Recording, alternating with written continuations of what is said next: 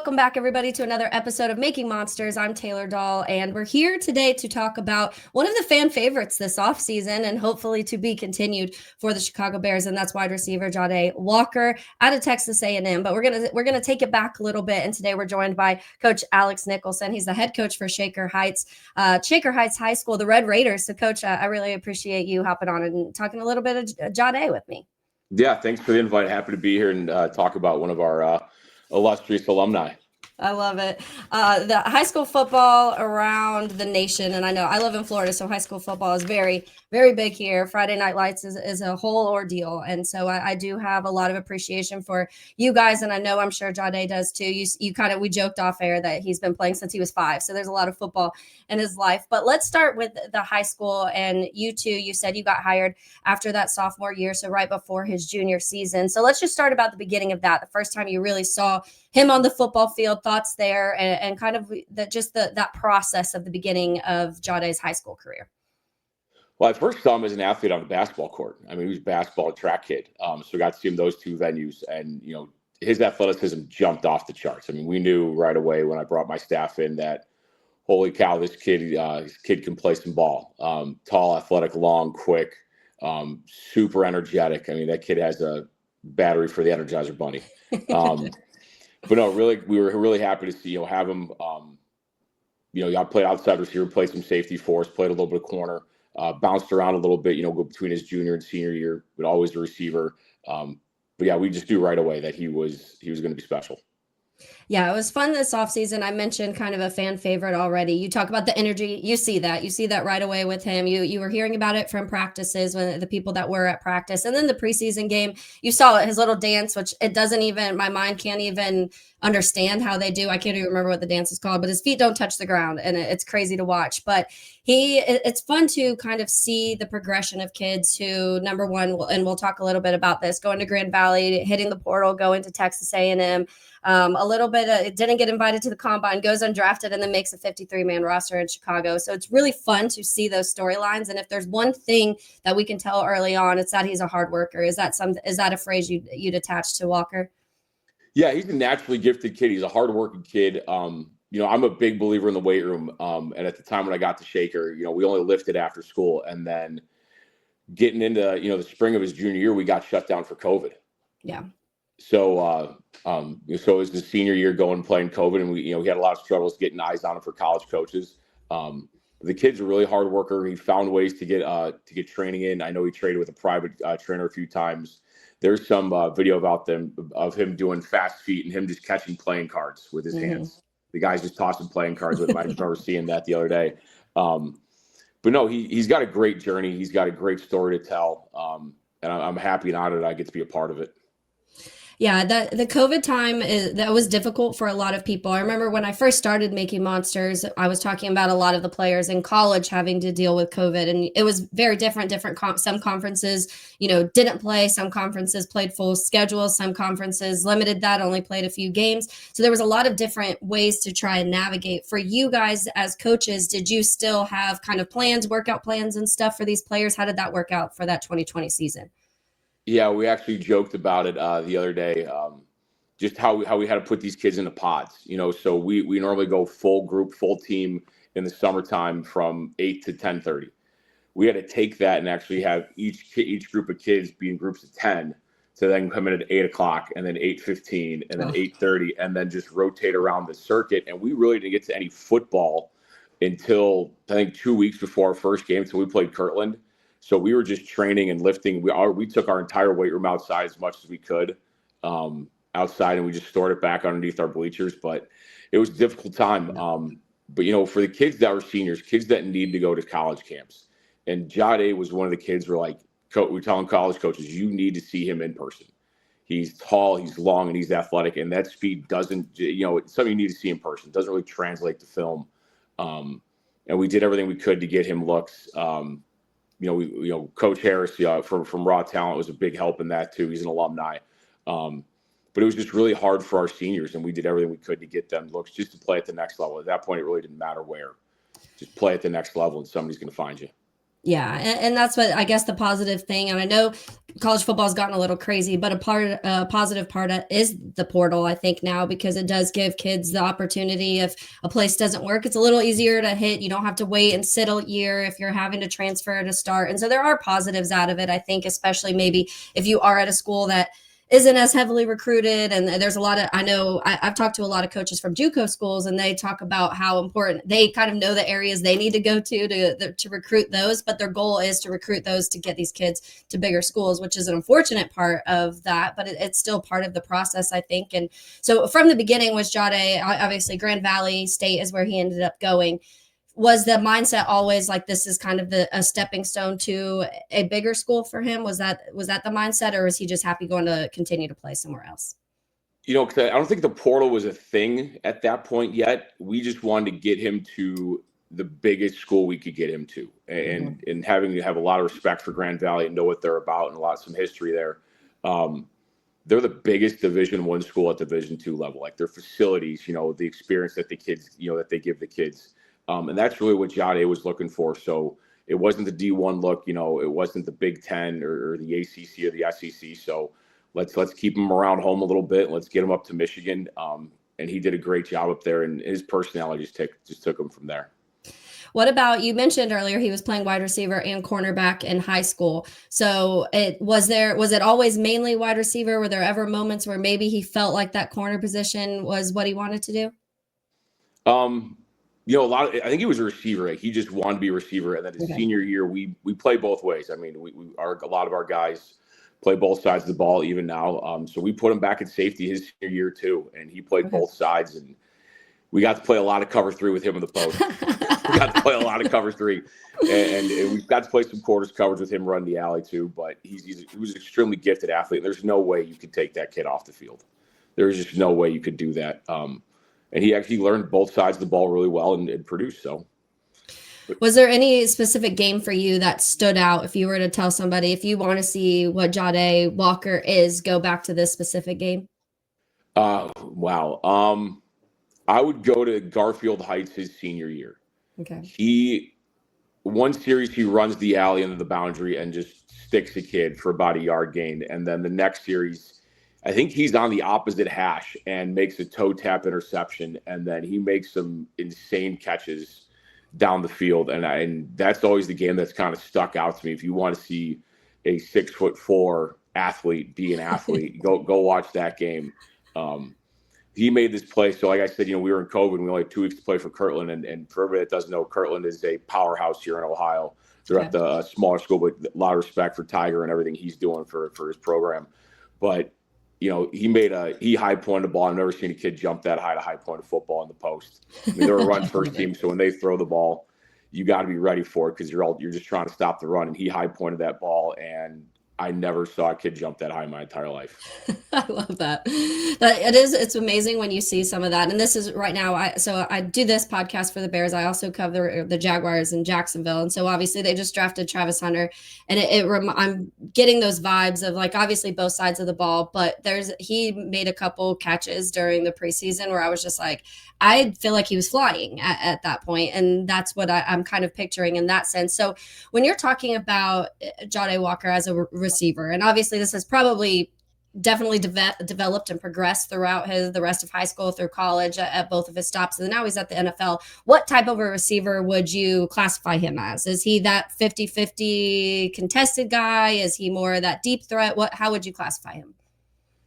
Yeah, I don't think you could put a label on him, as weird as that sounds, because of his height, you think possession, but he's got the speed to take the top off of defense. However, Coach Johnson and his staff feel they can get him the ball, and what he feels like that's what they feel. I mean, for us at our level, it was let the kid go do everything. Let him run by somebody. Hey, or if we need a third down catch here, let's have him run a comeback route and be that possession guy. But those catches that you guys have now seen on TV and the things he did at A&M, those are things that he's been doing since high school. I mean, Jahdae and I, because of his personality, him and I never really always saw eye to eye. We kind of butted heads a few times, and because I'm an O-line guy. I'm an old O-line coach, so I believe in blocking first before you get the rock. And that was my big thing to our receiver coaches. But the one-handed catches, I'm like, put 2 hands on the ball. But every time he went up with one hand, that thing would come down with him. So it's one of those things where he's got that God-given ability, but at the same time, he works really hard at that stuff. He works really hard at those things. Yeah, and I think that's important. I think that as the players, and you see sometimes the players progress, Coach, and I'm sure you've seen this, and that natural talent, the natural athleticism comes easy. And then maybe when they get to college, they do have to work a little harder, and they're not used to that because they're like, wait, this was easy in high school. And then now the competition is upped. And I'm sure he kind of saw that once, that from each jump, college to Grand Valley to Texas A&M, and he'll see it again in the NFL. That's just part of it. But what it does show, and this is early on, you saw the catch versus Kansas City in the preseason.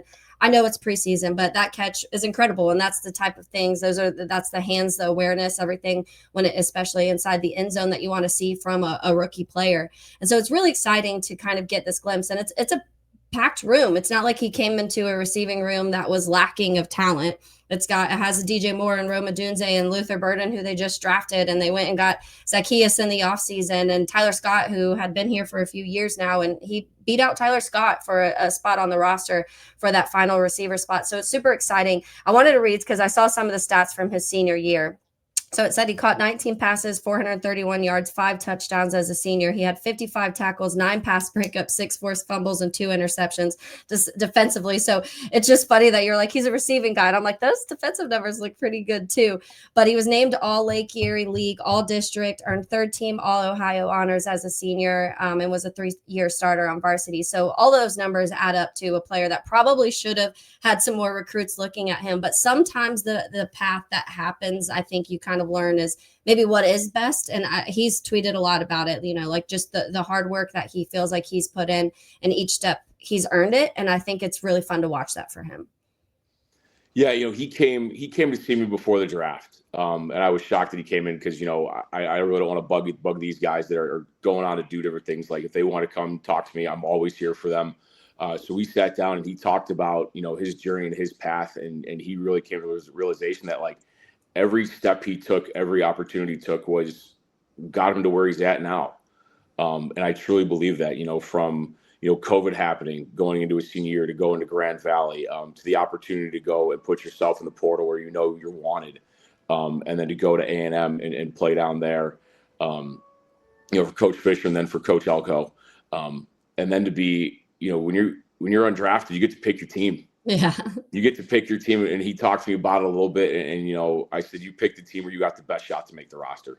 And you make the roster through special teams. You make the roster through hard work. You make the roster through having them kick you out of the facility because they're tired of you sleeping there for the 5th night in a row. Yeah. You do all those little things to make the roster, and you got to make that smart choice. I've heard it, for so many people that get drafted in that 5th, 6th, 7th round that, I wish I was undrafted so I can go to certain places. And I think he took the advantage of every opportunity that was given to him, from Grand Valley to A&M, and now with the hometown Bears. Yeah, I love it. And obviously I'm sure, did he mention Ben Johnson being a reason at all also to head to Chicago? Yeah, when he talked to me about, his options and teams he was talking to, Coach Johnson was definitely one of those reasons. We talked about the Texans as well, and their offense and how similar they were and what they wanted to do.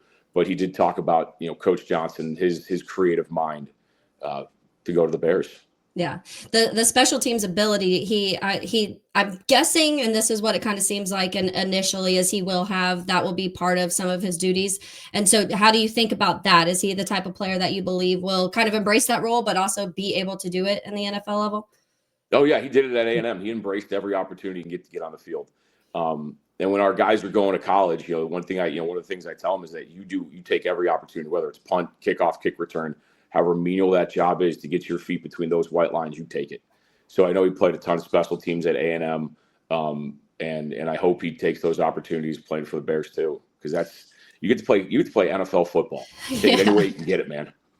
I know. And I'm sure you can just tell by his social media how excited he is. And I love that. And to your point, I didn't even think about it. When you are undrafted, you get to pick. So that even should make Bears fans feel even better, as he wanted to come to Chicago and play with, and I think there's a lot. DJ Moore is an incredible person, and everything I've heard about DJ Moore and like his leadership when it comes to other wide receivers, Rome Odunze talked about a lot about it in his rookie season. Getting to work with Caleb Williams, I'm sure that probably factored into some things too. I know people people were critical of last year, but he's one of those guys too that's a really good leader. So I think that's one thing that this team has, the leadership that can help Jahdae kind of get through that first year, and then we'll see what goes on. But it's really cool. I love these stories.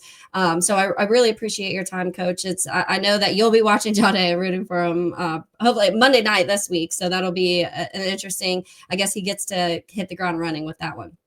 Yeah, it's like we were talking before, emails and texts. This is a really exciting moment, just selfishly for me being from Chicago originally and being a lifelong Bears fan. Super excited. I'm super excited for him, the family. Really happy that he got the chance to make it to the NFL and made the most of it, and looking forward to see what we can do from there. Yeah, you are a Bears fan. How are you feeling? How are you feeling about Monday night versus the Vikings? I'm excited. I'm excited. Every time you get to have an opening game, I'm a Notre Dame fan too, so got to watch them play, and you're excited to see what the offseason, what you got, what everybody did in the offseason, the work you put in, and go make the test, go prove it out there. So yeah, happy for the Bears, excited for them. Let's see what Coach Johnson does. Yeah, I think that it's going to be a lot on Coach Johnson, a lot on Caleb Williams, but it is fun too with Jahdae. He has another teammate. They drafted a defensive tackle out of Texas A&M too. So I do think that helps a little bit. Some of these rookies having somebody that they've played with recently and have that familiarity. But again, Coach, I really appreciate it, and good luck with the rest of your guys' season also. No problem. Thanks for having me, and bear down. Bear down. Thank you. Yep. Game on week 1 starts now, and every touchdown brings you closer to a payout with DraftKings Sportsbook, an official sports betting partner of the NFL.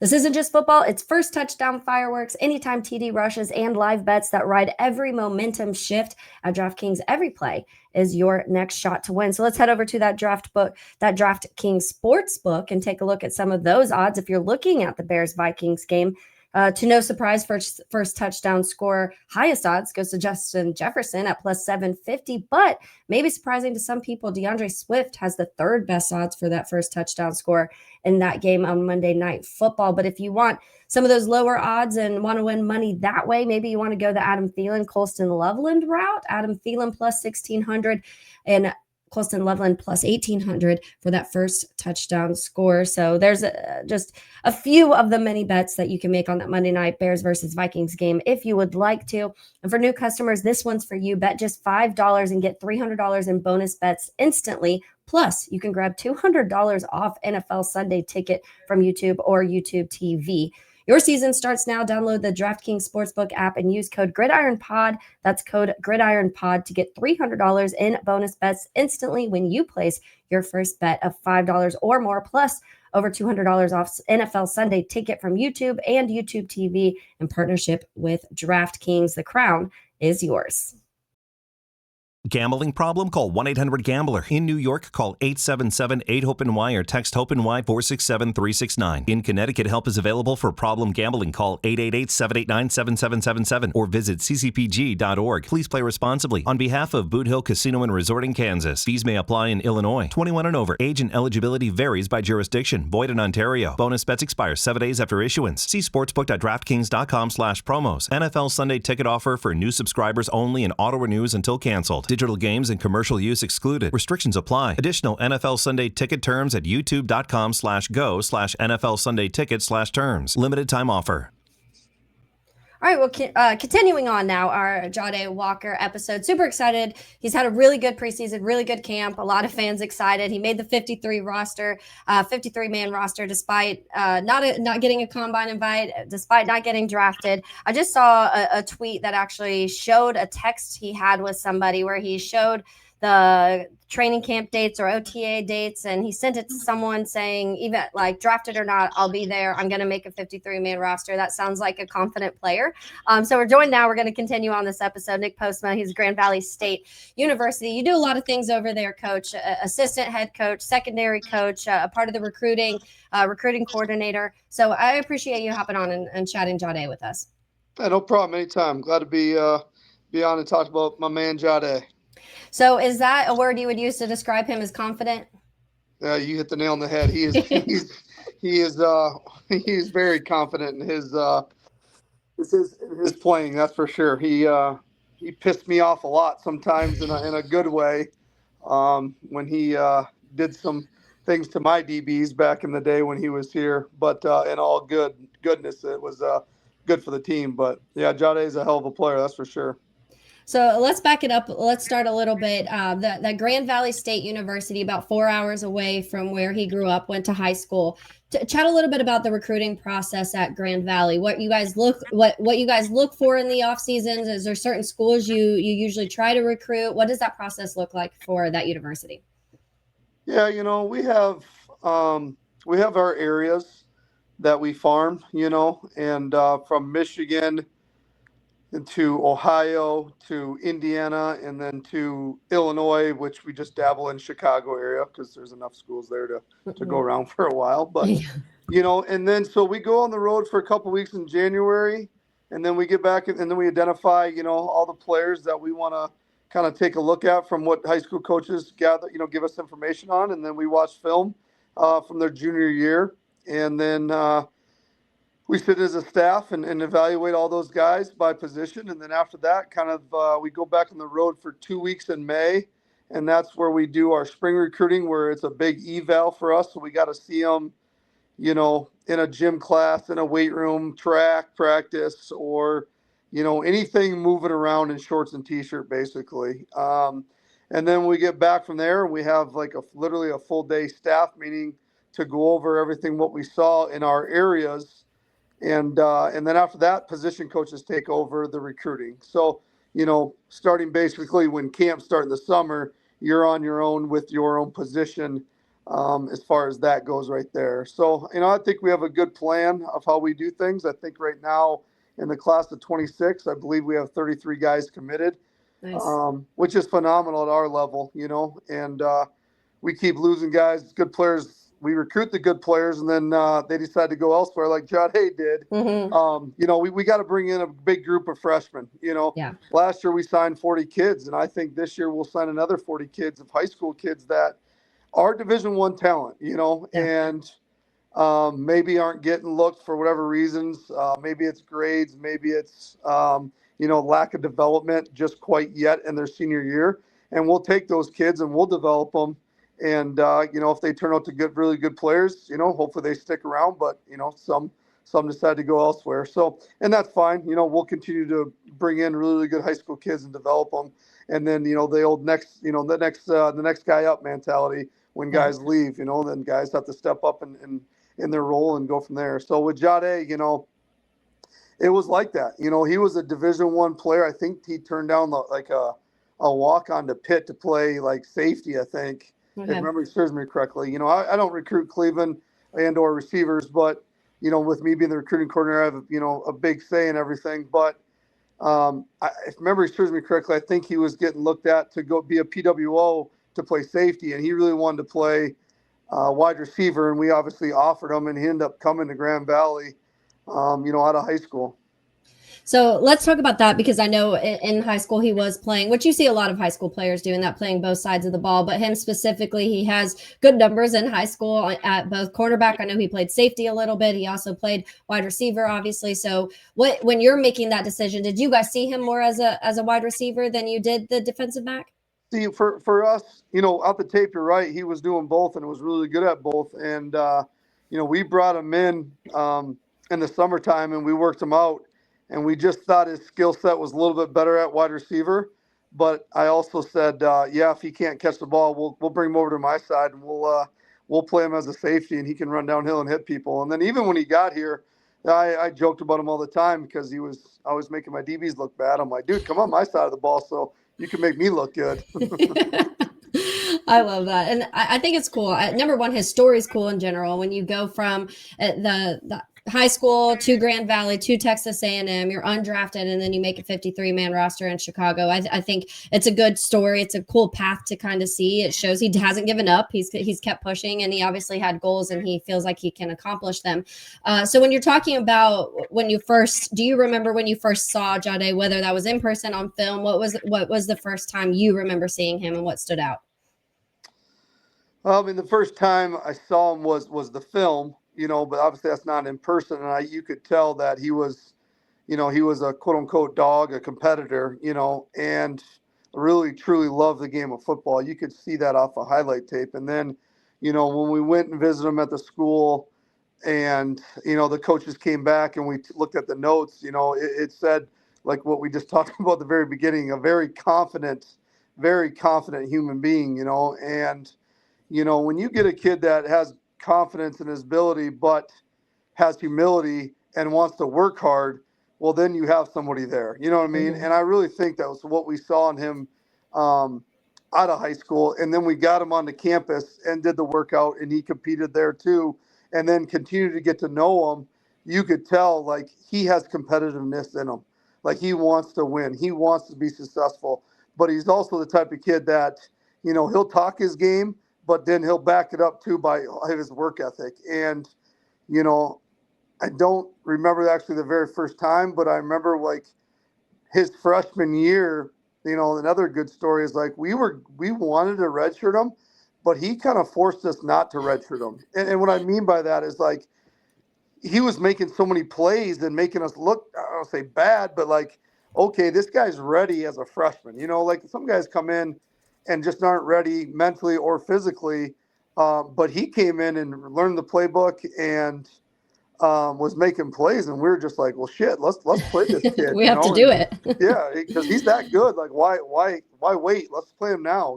And I think the biggest thing with Jahdae is just his competitive nature. He's such a competitor that loves football, and it's awesome that he has such good confidence in his ability. And like I said, he doesn't reek of arrogance whatsoever, too. Yeah, I feel like one of the more difficult things probably you had to deal with and players had to deal with during that time COVID hit. I believe it was his junior year in high school when COVID hit. So yeah. the difficulties of that of really trying to be able to recruit players. I don't know what your season looked like conference to conference. It was a little bit different of how did you guys play that season? No, we did not. We just practiced. Okay. So what was the process in recruiting in that? A lot more just film study and virtual stuff? Whew, man, you put me I know it's been a while now. Yeah. I think that year we were able to go out and watch more high school games. Okay. Because we did not play. We kind of like switched our season to the championship segment to the second semester so we could practice more, because that first semester, a lot of things weren't going on, Mm-hmm. and even high school football. So I can't exactly remember when they were playing, but I do remember us getting out to a lot of games. And, the other part of that too is with COVID, I think a lot of D1 guys missed on a lot of players and that, in that time too, for whatever reason. And we were able to, obviously snag a really, really good class because A, we weren't playing, B, we could, do a little more evaluating, do a little more digging, because obviously we weren't prepping for a game or doing anything that way. So, I don't know exactly, how it all unfolded, but I do know, our former coach that was here that had that area did a phenomenal job. And we did have to battle some other schools and, at Cleveland, 4 or 5 hours away, longer drive to get them here. And we ended up getting here. And, a lot of kids that come here that never been to Grand Valley, they fall in love with Grand Valley because it is such a beautiful campus and our facilities are like a Division I program. And so then it's just for us, like I talked about, just to get to know the kids, because we want guys here that like, we don't care what high school you came from, what record you was. We want competitive guys here that love football. And that's why Jahdae was such a right fit for us and for him too. So let's talk about those couple seasons, the 2 seasons he was there. You just mentioned he kind of forced you guys to start him, which I think is a really cool story because that's probably similar to what the Bears did. I feel like the Bears were looking, they're like, he made too many plays in the preseason. We can't have this kid not on the roster at this point. But what do you think in that time, in those couple years at Grand Valley, did you see kind of develop the most or stick out the most when it comes to his receiving game? Yeah, I'd say his maturity. When he was younger, again, you're younger, you come out of high school, you come here, you go to college, like you are, you're the top dog in your high school, you're the one of the best players out of high school, and then you come, to Grand Valley, and it's not like that. For him right away, it wasn't, but then, he was a little bit different now, and he picked it up a little bit quicker, but I would just say his maturity. and there was times too where my DBs they were locking him down, and he had to figure out and take coaching and learn how to get off press man. Hmm. And I think that was his number one weakness that he had is getting off a press there. In zone, you have easy access to easier routes and getting to where you got to get to. But in man, you have to have a plan, and I think that's where he learned the most from coaching and to just maturing and watching tape to have a plan of what and how to get off releases, especially press, because we do play a lot of press man here. And I think that's what helped him get on the field so quick. Obviously making plays, but just understanding the big picture of things, the things of splits and how to line up and what routes and all that stuff that you have to be able to do to be able to play at such a young age as a freshman. Yeah, when I was talking to Coach Nicholson, he was kind of saying, and this is obviously at the high school level, and then what he's watched through his college career. And I asked what type of receiver he thinks he would describe him as, and he pretty much said he could do a little bit of everything.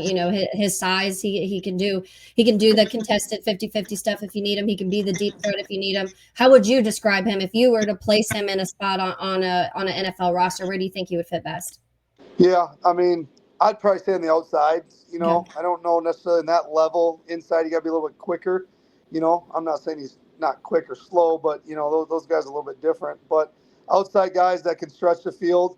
But I also think outside guys that can, the contested catches. You know what I mean? He's a bigger body that catches the ball well in traffic and or as he's getting hit. So his strength and his length, I think, is something that he has going for him. At that level, everyone's faster and bigger, and I think he has that, ability to be able to do that. Fun fact: he actually was at our game on this past Saturday. He I love came that. and was on the sideline and everything, and I was bullshitting with him for a little bit, and just seeing him again. I haven't seen him since a long time ago, and he's gotten bigger, and I think that frame has only helped him. And will continue to help him at that level, And again, too, like it doesn't matter where you come from, Division I, Division II. If you have a work ethic and you have a chip on your shoulder and that competitiveness, you can beat people out for sure at any level. Doesn't matter what level it is, and I think he has that going for him. Yeah, he definitely has the personality and that obviously drive to be able to do it. So it's been really fun to watch in just a short time. A couple more for you, Coach, before I let you go. That portal, we talk about it. You talk about the difficulties at your level, and I can imagine when the bigger schools, the D1 schools, try and come in and swipe the guys that you guys have worked hard to get. And the portal in college football right now is a little wild in general. You're seeing guys everywhere flip-flop. My brother coached baseball at Western Kentucky for a while, and he, we've talked a lot about the difficulties that he's had there when it comes to the recruiting and the portal and all of that. But when it came to Texas A&M, do you remember conversations of what kind of said, was it an easy choice for him? Did he feel like maybe he wanted to stay at Grand Valley? What did that look like at that time? The good thing with our guys is we're always honest and upfront with our guys, and we ask them to be the same that way, And so a lot of our guys, when they do decide or want to go in the portal, they come to us and they reach out to our head coach. They talk to position coaches, coordinators, whatever, and then at the end of the day, they get to the head coach, and the head coach does a great job talking through some things. You know what I mean? We can show them kind of what their rating is. We can show them all these things. But if they're going to go, they're going to go. But I think the biggest thing is for us is that our guys, they won't go to a G5 school. Okay. I'm talking the good ones. Okay. They'll want to say, Coach, I want to test the waters out or whatever. And then if a P4 school is interested in me and shows me some dollar signs or whatever that may be, if they don't, then I definitely want to come back here because, we're just as good as a lot of G5 schools go in that regards that way. And we have that kind of going for us, which is freaking awesome.